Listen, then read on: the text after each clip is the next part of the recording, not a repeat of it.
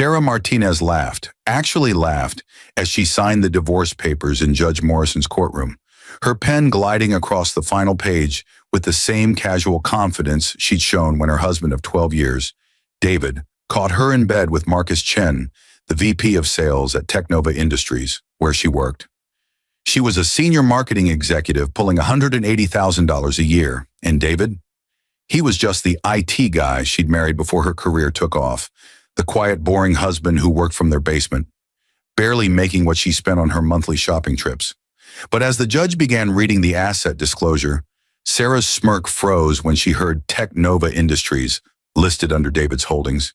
Then her heart stopped completely when Judge Morrison announced his net worth, $4.7 billion. The same multi-billion-dollar company she'd been working for, climbing the corporate ladder, bragging to Marcus about her power and status, her husband owned it all. Yet what David did next, the decision he made in that courtroom while Sarah's face drained of all color and her cheating boyfriend Marcus turned pale with recognition, wasn't what anyone expected from a betrayed billionaire. Would he destroy her career with a single phone call? Would he expose her affair to the entire company she'd built her reputation in? Or was there something far more calculated, more devastating than revenge waiting in the empire she never knew, belonged to the man whose heart she'd shattered? And why had he hidden his true identity from his own wife for over a decade? The courthouse hallway smelled of floor polish and broken promises. David Chen sat in his wheelchair, fingers drumming against the armrest, watching Sarah pace near the water fountain, her Louboutin heels clicking against the marble floor with that familiar rhythm of entitlement.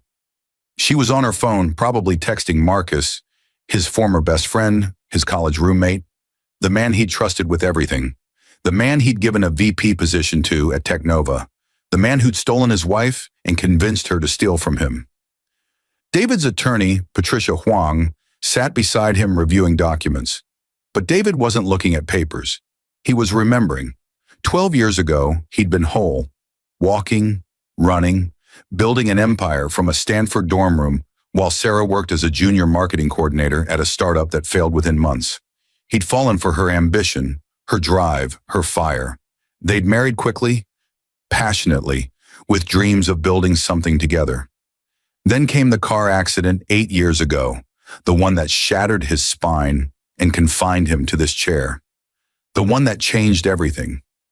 Marcus had been there at the hospital, holding Sarah's hand, telling David he'd help with anything they needed. Such a good friend, such a loyal brother. David had believed him. He'd trusted Marcus when he said he'd look after Sarah during those dark months of rehabilitation. He'd even felt grateful when Marcus started spending more time at their house, helping Sarah with groceries, with bills, with the loneliness David knew he was causing because he was too focused on physical therapy, too angry at his broken body, too absent even when he was in the room. Patricia touched his arm. "They're ready for us." Sarah glanced over. And for just a moment, David saw something flicker across her face. Was it guilt? No, probably just annoyance that this was taking so long. She'd made it clear for the past 6 months that she wanted out. The discovery had been accidental, almost comically so. David had been trying to pay their landscaper from their shared account, the one they'd maintained throughout their marriage, when he noticed the balance was nearly zero. Strange, considering he'd deposited $50,000 just 3 months earlier for household expenses. He dug deeper, called the bank, requested statements. What he found made his blood run cold. Over the past 8 years, Sarah had transferred over $380,000 from their shared account to Marcus Chen. Small amounts at first, $500 here, $1,000 there. Rent payments, she'd labeled them. Helping Marcus with his startup costs, she'd explained when David had asked about an early transfer years ago, back when he was still naive enough to believe her. Business investments, emergency loans to a dear friend, but the transfers had grown bolder. $5,000, $10,000, $25,000 at a time. The notes became less creative. For MC rent, Marcus. She'd stopped hiding it because she'd stopped thinking David would ever check. Why would he? He was just the crippled husband working from their basement, managing what she assumed was some mid-level IT consulting business. She had no idea that basement office was the nerve center of a multi-billion-dollar technology empire, that the client calls he took were with Fortune 500 CEOs, that the boring IT work was orchestrating deals that moved markets. David rolled himself toward the courtroom, and Sarah fell into step beside him, her expression carefully neutral. She'd perfected that look, the dutiful wife performing her final obligation. Patricia held the door, and they entered Judge Morrison's domain, a wood-paneled room that smelled of old law books and older grudges. "Mrs. Martinez," the judge said, peering over her reading glasses, "you seem eager to finalize this divorce?" "Yes, Your Honor," Sarah replied, her voice steady. "It's time we both move forward with our lives." David said nothing. He'd learned the power of silence over these past 8 years, the strength that came from watching, waiting, knowing. Sarah had no idea what was coming. Neither did Marcus, who'd taken a sudden vacation day from Technova, probably at Sarah's urging, worried he might somehow be implicated in the divorce proceedings. Smart man, not smart enough. Judge Morrison shuffled papers, and David caught Sarah sneaking a glance at her phone. Probably another text from Marcus. Perhaps they were planning their future together, the one they'd been building with David's money, in David's company, under David's nose.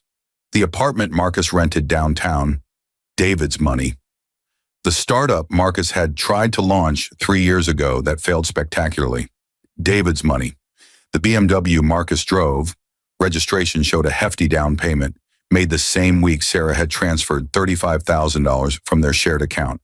But that wasn't even the worst part. The worst part was sitting in a folder in Patricia's briefcase, marked simply DNA results. David's hands tightened on his wheelchair. Not yet. First, let her sign. Let her think she'd won. The memory hit David like a physical blow as he watched Sarah fidget with her designer pen. 3 children, Emma, 10 years old, the twins, Lucas and Sophie, 8. They were upstairs at Sarah's mother's house right now, probably wondering why Daddy hadn't called, why he'd moved out so suddenly 3 months ago. They didn't know. God, they didn't know anything yet. David's mind drifted back to 8 years ago, right after the accident. He'd been in rehabilitation, learning to navigate life in a wheelchair, when Sarah announced she was pregnant. He'd cried, actually cried, tears of joy mixed with fear. How would he be a father like this? How would he chase a toddler, play catch, teach them to ride a bike? But Sarah had kissed his forehead and promised they'd figure it out together. Emma was born 7 months later, a beautiful baby girl with dark eyes and Marcus's distinctive cleft chin. David hadn't noticed then. He'd been too overwhelmed with new fatherhood, too focused on building Technova into something sustainable, too trusting. The twins came 2 years later. Another surprise pregnancy, Sarah had said. Another blessing. Lucas had Marcus's nose, that sharp Roman profile. Sophie had his widow's peak. But David had been blind, wrapped up in love and trust in the exhausting work of running a secret empire while pretending to be a struggling IT consultant. He changed diapers from his wheelchair, fed bottles at 3 in the morning, read bedtime stories, helped with homework, attended every school play and parent-teacher conference Sarah was too busy to make. He'd been their father in every way that mattered, except biology, except blood, except truth. The DNA test had been Patricia's idea, suggested during one of their early divorce consultations. Given the financial transfers and the timeline, she'd said carefully, we should be thorough. David had resisted at first, not his children, not Emma, who called him daddy and climbed into his lap to watch cartoons, not Lucas, who'd asked for a wheelchair for Christmas last year because he wanted to be just like Dad. Not Sophie, who drew pictures of their family with David always in the center, always smiling. But Patricia had pressed, and David had finally agreed. Hair samples from their brushes, sent to a private lab with rush processing. The results came back on a Tuesday, delivered to Patricia's office in a manila envelope that felt like it weighed 1,000 pounds. 0 probability of paternity. All 3 children. Emma, Lucas, Sophie, none of them were his. David had sat in Patricia's office for an hour, staring at the reports, feeling something inside him crack and then shatter. Sarah had gotten pregnant 3 times in 8 years. 3 times she'd let him believe the children were his. 3 times she'd watched him bond with babies who carried Marcus's DNA, not his. 3 times she'd lied to his face while he fell more deeply in love with children who would never truly be his own. "Mr. Chen," Judge Morrison said, pulling David back to the present, "do you contest any of the terms outlined in the divorce petition?" "No, Your Honor," David said quietly. "I want this marriage dissolved as much as my wife does." Sarah shot him a surprised look. She'd expected him to drag this out, to fight for scraps, to beg for more time. She had no idea he'd been preparing for this moment for 6 months, ever since he'd discovered the first transfer to Marcus. 6 months of investigation, documentation, evidence gathering. 6 months of pretending everything was fine while his world disintegrated. 6 months of coming home to children who called him dad while knowing they never should have. Judge Morrison continued reading. The petitioner requests full custody of the 3 minor children, with respondent granted supervised visitation every other weekend. The petitioner also requests the marital home, valued at $1.2 million, and 50% of all shared assets and accounts. She looked up. "Mr. Chen, do you agree to these terms?" David's lawyer leaned forward. "Your Honor, my client has a counter-proposal regarding the custody arrangement and asset division. But first, we'd like to present evidence relevant to the proceedings." Sarah stiffened. "What evidence?" "We agreed to keep this simple." "You agreed," Patricia said coolly. "My client has discovered several material facts that impact the settlement." She pulled out a thick folder. Financial records showing unauthorized transfers from a shared marital account totaling $380,000 over 8 years. All payments made to Marcus Chen. The color drained from Sarah's face. Those were loans. Loans to a friend. David knew about them. Did he? Patricia opened the folder, revealing bank statements highlighted in yellow. "According to our investigation, you labeled many of these transfers as household expenses and emergency repairs. You told your husband Marcus needed temporary help, yet the payments continued for nearly a decade. Our forensic accountant has traced these funds to rent payments for Mr. Chen's apartment, investment in his failed business ventures, and the down payment on his vehicle." Sarah's attorney, a young man named Brandon, who looked increasingly uncomfortable, cleared his throat. "Your Honor, gifts between friends aren't illegal, even if the amounts are substantial." "True," Patricia agreed, "but fraudulent transfers from a shared marital account without the other spouse's informed consent can be considered dissipation of marital assets, which brings us to our second piece of evidence." Patricia pulled out 3 sets of documents, each paper clipped separately, each one a bomb waiting to detonate Sarah's carefully constructed world. David watched his wife's face, searching for any sign of remorse, any flicker of the woman he'd fallen in love with 12 years ago. He saw only calculation, the wheels turning as she tried to figure out how much he knew and how bad this was about to get. Judge Morrison accepted the documents, her expression neutral but her eyes sharp. She'd been on the bench for 23 years and had seen every variation of human betrayal. This case, David suspected, was about to earn a spot in her top 10. "DNA paternity tests," Patricia said, her voice professional but not unkind, "conducted on all 3 children listed in the custody petition. Emma Chen, age 10, Lucas and Sophie Chen, age 8. The results show 0 probability of biological paternity between the children and my client, David Chen." The courtroom went silent. Sarah's face transformed through a series of emotions: shock, fear, anger, then a desperate attempt at composure. Her attorney dropped his pen. The court reporter's fingers froze over her stenotype machine. Even Judge Morrison, who'd probably thought she'd seen everything, blinked twice. Those tests are wrong," Sarah stammered. "They have to be wrong. David is their father. He's been their father since they were born. Genetically, he is not," Patricia continued. "However, my client has been the sole emotional and financial provider for these children throughout their lives. He's attended every school event, every doctor's appointment, every midnight feeding, and every scraped knee. He loves them deeply, which is why this betrayal is particularly devastating." David's jaw clenched. He wouldn't cry. Not here. Not in front of her. He'd done his crying alone in his office at Technova's headquarters, in the corner suite Sarah didn't know he owned, looking out over the city they'd once planned to conquer together. He'd cried for the children who'd never really been his, for the decade of lies, for the fool he'd been. Sarah found her voice. "David, please, we can talk about this. This doesn't have to be revealed in court," David interrupted, his voice colder than she'd ever heard it. "Be discussed in front of a judge? Be documented in legal records?" He leaned forward in his wheelchair. "You took my money to fund your affair with my best friend. You used our shared account like your personal ATM to support the man you were sleeping with.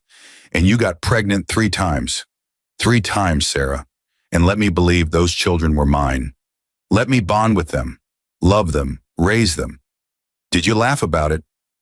Did you and Marcus joke about the crippled husband who had no idea?"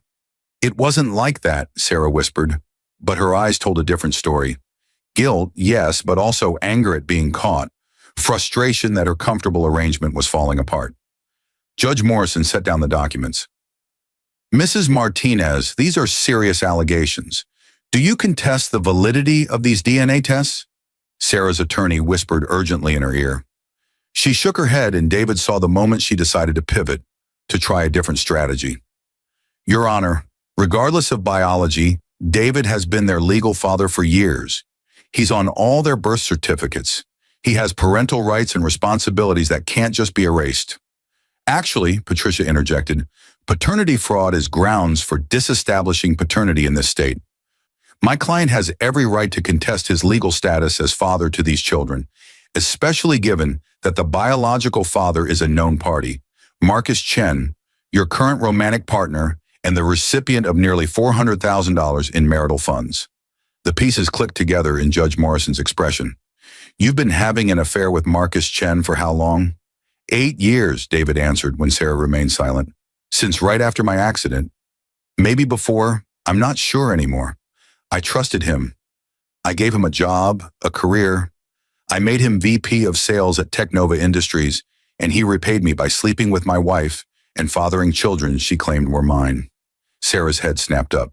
"Wait, you gave Marcus his job? What are you talking about? You don't work at Technova. You do IT consulting from our basement." And there it was. The moment David had been waiting for, dreading, needing. Patricia smiled, a small professional curve of her lips that held absolutely no warmth. She pulled out another folder, this one significantly thicker. "Your Honor, I'd like to enter into evidence documentation proving my client's ownership and operational control of Technova Industries. Business registration, stock certificates, board minutes, everything." Judge Morrison accepted the folder, and David watched Sarah's face as the judge began reading. Confusion first, then disbelief, then a dawning horror that would have been satisfying if David wasn't so exhausted, so heartbroken, so fundamentally destroyed by the woman he'd loved. The flashback came unbidden. David was 23, sitting in a Stanford computer lab at 2 a.m. with Marcus beside him, both of them running on Red Bull and ambition. They were coding the first prototype of what would become Technova's flagship product, a cloud-based security platform that would revolutionize how companies protected their data. Marcus was the business mind, full of ideas about marketing and sales. David was the technical genius, the one who could see problems in code like other people saw colors. "When we make it big," Marcus had said that night, "we're splitting everything 50-50. Brothers for life, right?" David had bumped his fist. Brothers for life. But when the company started gaining traction, when venture capitalists came calling with term sheets and valuations, Marcus had gotten cold feet. "I can't do this," he'd said. "It's too risky. I have student loans, family obligations. I need a steady paycheck." So David had bought him out, paid Marcus $50,000 for his share of a company that would eventually be worth billions. Marcus had seemed relieved, grateful even. He'd taken a corporate job at a tech firm, sent David encouraging texts about the startup grind, remained his best friend through it all. Then came the accident. David's car T-boned by a drunk driver running a red light, his spine shattered at T12, his life permanently altered. Marcus had visited him every day in the hospital, held Sarah when she broke down crying, promised to help however he could. And David, grateful and vulnerable and desperate for normalcy, had offered Marcus a job at Technova when he was healthy enough to return to work. VP of sales, a generous salary, stock options that would be worth millions someday. He'd never told Sarah the truth about Technova. In the beginning, it was because the company was fragile and he didn't want to jinx it. Then it became a test. Would she love him or for his money? After the accident, it became armor. She'd stayed with him when he was broken, wheelchair-bound, dependent. That had to mean something, right? That had to prove her love was real. Except it wasn't. She'd stayed because the house was paid off, because his IT consulting provided a comfortable life, because leaving a disabled husband looked bad. And she'd entertained herself with Marcus, funded their affair with David's money, created a whole family with the man who'd once been David's brother. Mr. Chen, Judge Morrison said, breaking through his memories, these documents show you are the founder, majority shareholder, and CEO of Technova Industries, the company that employs your wife. And her boyfriend, David added. I hired Marcus 8 years ago, right after my accident. Gave him a VP position, competitive salary, the whole package. I thought I was helping an old friend. Turns out I was paying the man who was sleeping with my wife and fathering children she pretended were mine. Sarah stood up abruptly. I need a break.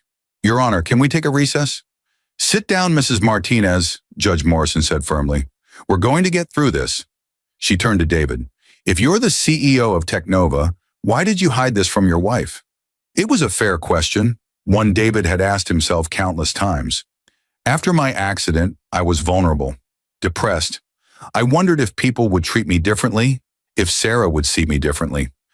So I kept running the company from home, told everyone I was doing IT consulting. I wanted to know I was loved for who I was, not what I owned. He laughed bitterly. Ironic, isn't it? I was testing her loyalty while she was stealing from me and sleeping with my best friend. Patricia pulled out yet another document. Your Honor, there's more. Security footage from Technova's executive floor, dated over the past 3 years. The company recently upgraded its surveillance systems, and my client reviewed archive footage as part of his divorce preparation.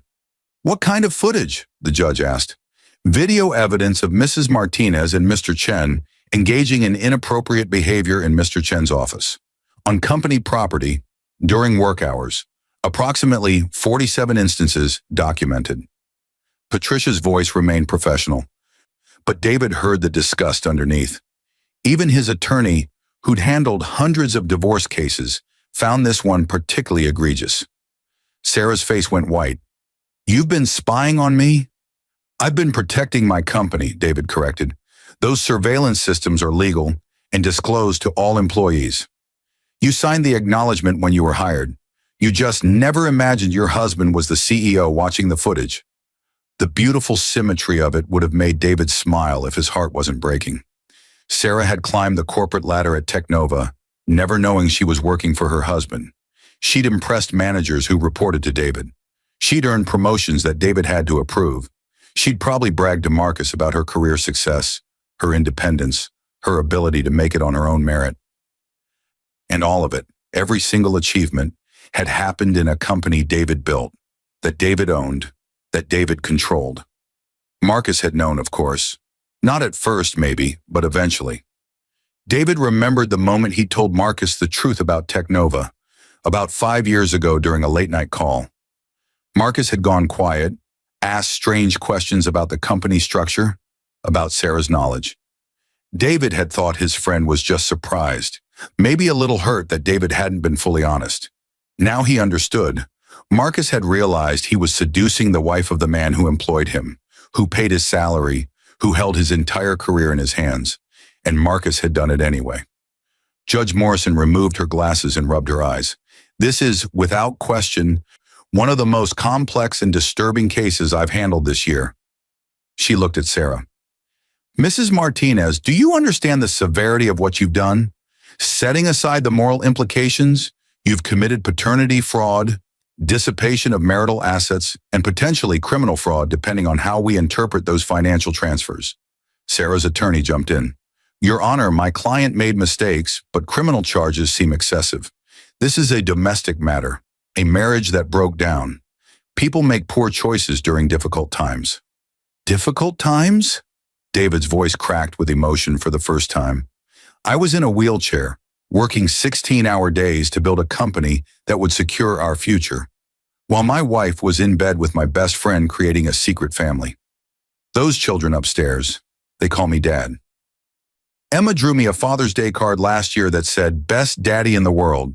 Lucas asked me last month to teach him about computers because he wants to be like me when he grows up. Sophie tells people her daddy is a superhero because I use a wheelchair and still do everything. He paused, tears threatening despite his best efforts. I love those kids more than anything in this world, and now I have to live with the knowledge that they're not mine, that every milestone was built in a lie, that the two people I trusted most betrayed me in the cruelest way possible. So don't talk to me about difficult times or poor choices. This wasn't a mistake. This was systematic, calculated deception spanning nearly a decade. The courtroom was silent. Even Sarah's attorney looked uncomfortable, shuffling papers without meeting anyone's eyes. Judge Morrison's expression had softened slightly, the professional mask cracking to show genuine sympathy. "What do you want, Mr. Chen?" the judge asked quietly. "In terms of custody, assets, everything." David had thought about this question for 6 months.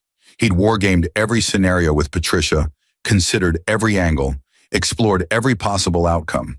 Part of him wanted to destroy Sarah completely, fire her from Technova, blackball her in the tech industry, sue for the return of every penny she'd stolen. Another part, the part that still remembered falling in love with an ambitious young woman with fire in her eyes, wanted to just walk away and try to forget any of this had happened.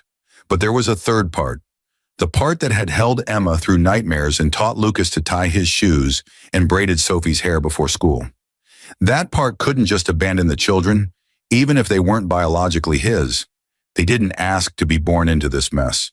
They didn't deserve to be collateral damage in their mother's betrayal. "I want the truth," David said finally. "I want those children to know who their biological father is. They deserve that, even if it's painful. I want Marcus Chen terminated from Technova Industries effective immediately, with cause, forfeiting all stock options and bonuses. I want reimbursement of the $380,000 Sarah stole from our shared account, plus interest. And I want to be free from this marriage legally, financially, and emotionally." "What about the children?" Judge Morrison pressed. "You can disestablish paternity, refuse any parental rights or responsibilities. You could walk away clean." David closed his eyes. He'd thought about this constantly, the idea of just cutting ties completely, starting over somewhere far away from the memories and pain. But every time he imagined it, he saw Emma's face when he told her he wasn't coming back. Lucas's confusion when he asked why Daddy didn't love them anymore. Sophie's tears when she realized her superhero was abandoning her. "I want them to know the truth about their biological parentage," he repeated, "but I also want them to know I love them, that I chose to be their father, even if genetics didn't make me one. I'll step back, give them space to process and to build a relationship with Marcus if that's what they want, but I won't disappear." "I can't," Sarah finally spoke, her voice small and broken. "They'll hate me. When they find out what I did, Emma and Lucas and Sophie will hate me forever." "Probably," David agreed, "but that's not my problem anymore. You created this situation. You lied to them every single day of their lives. You owe them the truth, and you owe them the chance to decide who they want in their lives moving forward." Patricia pulled out another document. "Your Honor, my client is also requesting that the asset disclosure be read into the record. Mrs. Martinez signed the divorce petition under the impression that marital assets totaled approximately $2 million. The house, some retirement accounts, savings. She's unaware of the full extent of my client's wealth." Sarah's head snapped up. "What does that mean? What full extent?" "It means," David said calmly, "that when you laughed while signing those divorce papers, when you mentally calculated how much money you'd get in the settlement, you were working with incomplete information." Judge Morrison picked up the asset disclosure document, her eyebrows rising as she scanned the pages. "Mr. Chen, is this accurate? Your net worth is listed as $4.7 billion? The number hung in the air like a thunderclap. Sarah's mouth opened, but no sound came out. Her attorney actually stood up, leaned over to look at the document, then sat back down heavily. Yes, Your Honor, David confirmed. Technova Industries is currently valued at $8.2 billion. I own 58% of the company, along with various real estate holdings, investment portfolios, and other assets. The total net worth is accurate as of last quarter. Sarah's laugh when it came was high and slightly hysterical. No, that's not possible. You work from our basement. You make maybe $150,000 a year doing IT consulting. You drive a 7-year-old Honda. We shop at Target.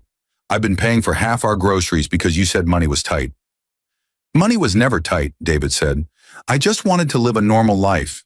I wanted a wife who loved me for me, not for my bank account. I wanted to raise children who understood the value of hard work and humility. He stopped, shook his head. It doesn't matter what I wanted. What I got was a wife who stole from me, cheated on me, and lied about the paternity of 3 children. So here we are. The math was probably happening in Sarah's head right now, David thought.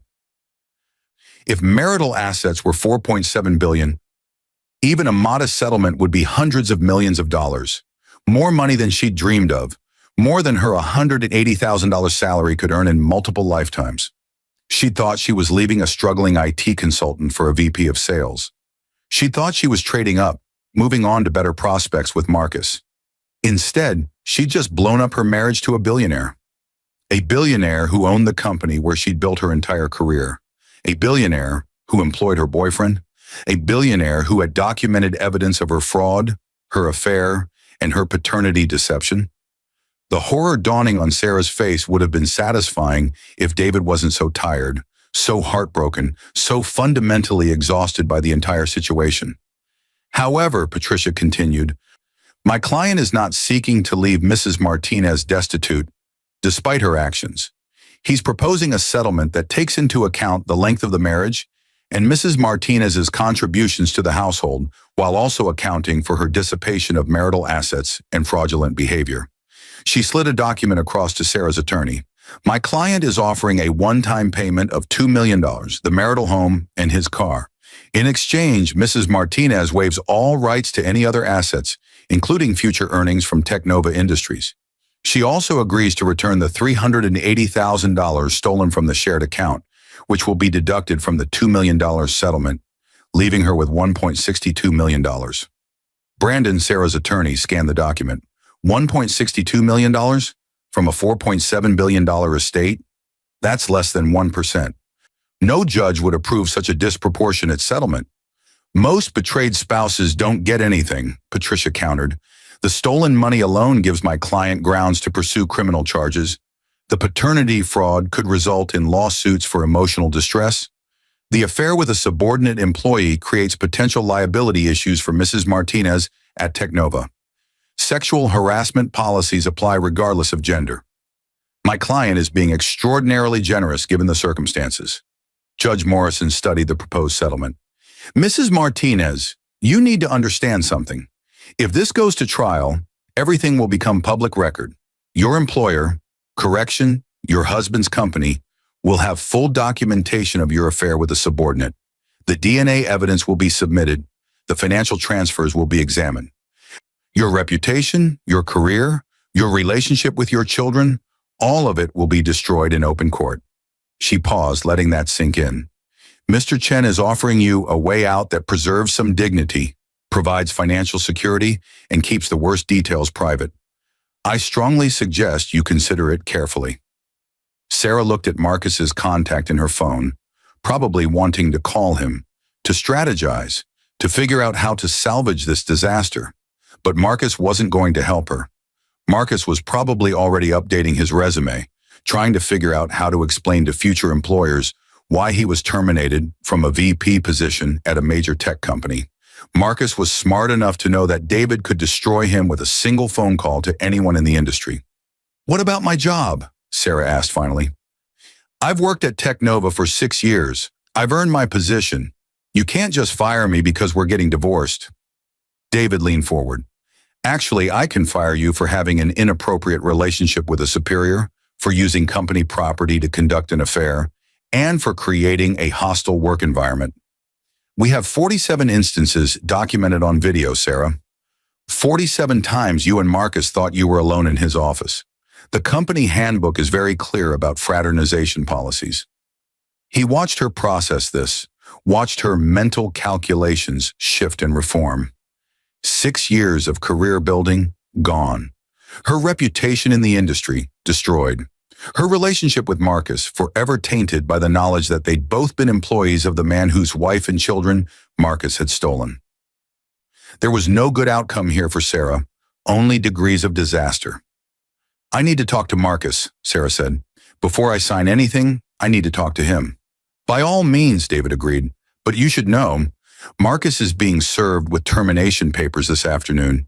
He's also being named as co-respondent in the divorce, which means his role in this will be public record regardless of whether this goes to trial. Any future employer who Googles him will find out he had an affair with his boss's wife, fathered 3 children with her while she was married, and accepted nearly $400,000 from her through fraudulent means." Patricia added, "We're also considering a civil suit against Mr. Chen for alienation of affection, though Washington state doesn't recognize that tort. However, we are pursuing recovery of the stolen funds through him as well, which means his assets will be frozen pending resolution." Sarah's phone buzzed. She looked at it, and David saw Marcus's name on the screen. She didn't answer. 3 months later, David sat in his corner office at Technova's headquarters, the floor-to-ceiling windows offering a view of the Seattle skyline. The divorce was finalized. Sarah had signed the settlement, taken her $1.62 million, and moved into a condo downtown with Marcus. She'd resigned from Technova rather than face termination, spinning a story about pursuing new opportunities that fooled exactly no one who mattered. Emma, Lucas, and Sophie knew the truth now. David had insisted on family therapy, on age-appropriate explanations facilitated by professionals. Emma had cried for days, angry at her mother, but also confused about David's role. "You're still my dad," she told him during one session. "Biology is just science. You're my real dad because you chose me." Lucas had been quieter, processing internally. He'd asked if he could still call David dad, and David had said yes while trying not to cry. Sophie, the youngest, didn't fully understand yet. She knew Marcus was her biological father, but still reached for David first when she was scared or hurt or needed help with homework. Marcus had sent one email, a long, rambling message full of apologies and excuses and justifications. David had deleted it without finishing. Marcus had also tried to send LinkedIn requests to former colleagues looking for employment. David heard through the grapevine that most people in the industry had quietly blacklisted him. Tech was a small world, and betrayal like this traveled fast. Patricia entered without knocking, holding a folder. "The DNA suits are filed. Marcus Chen is officially established as the biological father of all 3 children.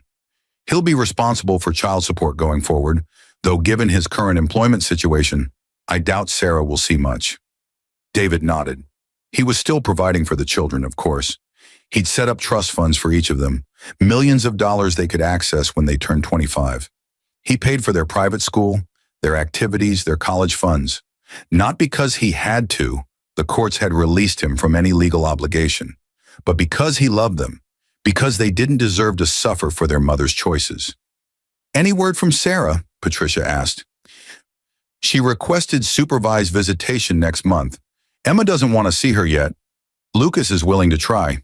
Sophie doesn't really understand why Mommy doesn't live with them anymore." David rubbed his temples. "This is going to take years to unpack, isn't it?" "Probably," Patricia agreed, "but you're doing the right thing. You're giving those kids stability, honesty, and love. That's more than most children in this situation get." David's computer chimed with a news alert. Technova had just secured another major contract, their stock price climbing. The company he'd built from a Stanford dorm room was thriving. He should feel proud, accomplished, vindicated. Instead, he felt empty. The intercom buzzed. "Mr. Chen, there's someone here to see you. She says it's personal."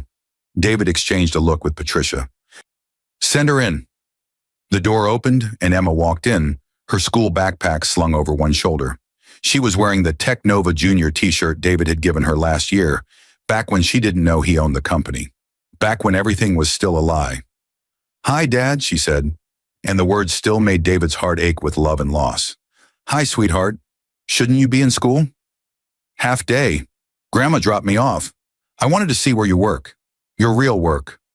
She looked around the office, taking in the expensive furniture, the awards on the wall, the evidence of success David had hidden for so long. "This is pretty cool." "Yeah?" David wheeled himself closer. "What do you think?" Emma sat on the couch, hugging her backpack. "I think you're kind of a superhero, not because of the wheelchair like Sophie says.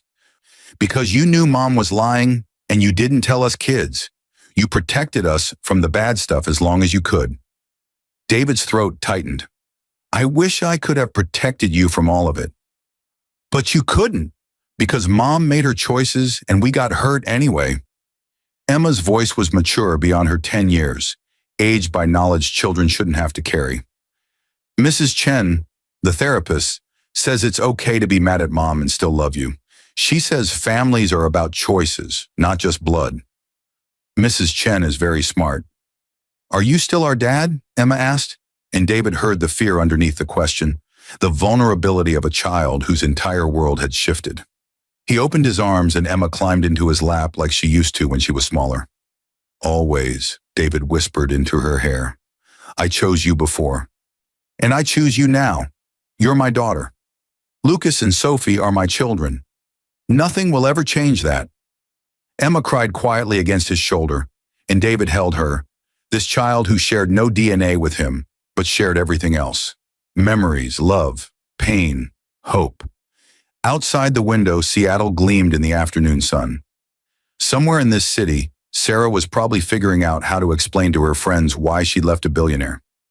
Marcus was probably applying for jobs and getting rejected. The three of them, Sarah, Marcus, and their choices, would have to live with the consequences. But here in this office, David had something they could never take away. He had Emma's trust, Lucas's tentative hope, Sophie's innocent love. He had the truth, finally out in the open after years of deception. And he had the knowledge that when the judge had read his net worth in that courtroom 3 months ago, when Sarah's face had drained of all color and her world had collapsed, David hadn't felt satisfaction or revenge. He'd felt free. The divorce papers were signed. The truth was told. The empire was his. And the children, his children, because he chose them, were learning that real family wasn't about biology or money or secrets. It was about showing up, telling the truth, and loving people even when it hurt. David kissed the top of Emma's head. "Want to see the server room? It's pretty cool if you're into computers." Emma wiped her eyes and nodded. "Can we get ice cream after?" "Absolutely." As they left the office together, David caught his reflection in the glass. A man in a wheelchair with his daughter's hand on his shoulder. Both of them moving forward into whatever came next. Sarah had laughed while signing the divorce papers, confident in her victory. But in the end, David had gotten something far more valuable than revenge. He'd gotten himself back,